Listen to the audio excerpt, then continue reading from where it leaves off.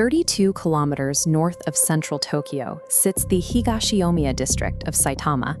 It is a careful, prosperous neighborhood, the kind of place where the loudest sound at 5:30 a.m. is a municipal truck turning a corner. But on the morning of May 16th, that quiet broke when Yumi Tsurumi brought a glass of warm milk to her 14-year-old daughter's bedroom. After knocking and getting no response, the door was forced open. Inside, they found Aiko, dead.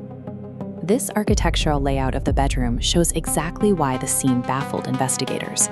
The brass deadbolt on Aiko's door was locked from the inside, her key still in the cylinder. The room's single window was firmly latched from within. No way out, no way in. First responders from the local Saitama police took one look at that layout and formed an unbreakable conclusion. Since an intruder could not physically exit and lock the door behind them, the perpetrators had to be someone already inside the apartment. And the only other people present were Aiton's parents. The physical geometry of the room became a trap for the investigation. Instead of questioning how the space was secured, local detectives used the laws of physics to justify closing their minds to any outside suspects. That absolute certainty caught the attention of the National Police Agency. They dispatched Detective Masao Kurosawa, a 37-year veteran, to review what the local unit was calling an open and shut case. Kurosawa didn't look at the conclusions, he looked at the access logs. He discovered that in the first hour after the door was breached, 6 different people, including emergency paramedics and local patrol officers, walked through Aiko's room. All of this happened before a single forensics technician arrived to process the evidence. A contaminated crime scene means compromised facts. For Kurosawa, the immediate question was no longer how a ghost committed a murder. It was how much of the crime scene was destroyed before the investigation even began. To reconstruct that lost first hour, Kurosawa bypassed the finalized official police summaries entirely. He went straight to the raw dispatch audio and the unedited field notes of the very first technicians on site. Hidden in those raw notes was an anomaly, recorded by a forensics technician named Yamada. While examining the bedroom window, Yamada had photographed a tiny, unnatural scratch on the brass inner housing of the latch. That single mark carried massive implications. If the bedroom door was genuinely deadbolted from the inside with the key still in the cylinder, whoever did this had to leave through the window, securing it after they were already outside. This cross-section of the window frame demonstrates exactly how that physical bypass works. An attacker can stage a room by stepping out onto the balcony, closing the glass, and feeding a folded wire or a stiff card through the narrow gap between the sash and the outer frame. By catching the edge of the latch, the wire pulls the mechanism shut, completely securing the window. The tool is then carefully slipped back out, leaving the room sealed and a microscopic scratch behind as the only physical trace. This singular piece of physical proof dismantles the local police's entire theory. It transforms a supposedly impossible crime scene into a deliberately engineered frame-up.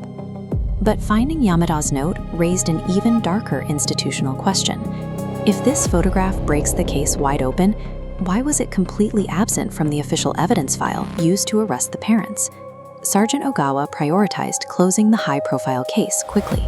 By blaming the parents, he avoided the intense scrutiny from Tokyo authorities that would have come with a complex, unsolved investigation. Anyone who threatened that timeline became a liability.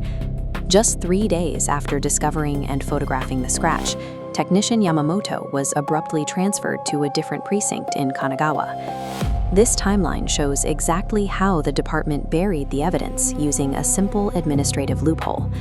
Yamamoto's supervisor officially filed the forensics report before Yamamoto's photographic log had finished processing.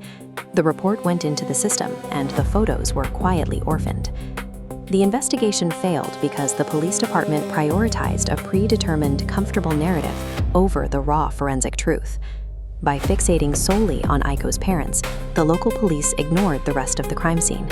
They largely dismissed the family's domestic worker, Marcos Garcia, who was found murdered on the apartment rooftop. They also ignored cell tower data tracing a burner phone to a known debt collector operating just 400 meters from the building on the night of the killings. Based entirely on the local unit's curated circumstantial evidence, Kenji and Yumi Tsurumi were found guilty.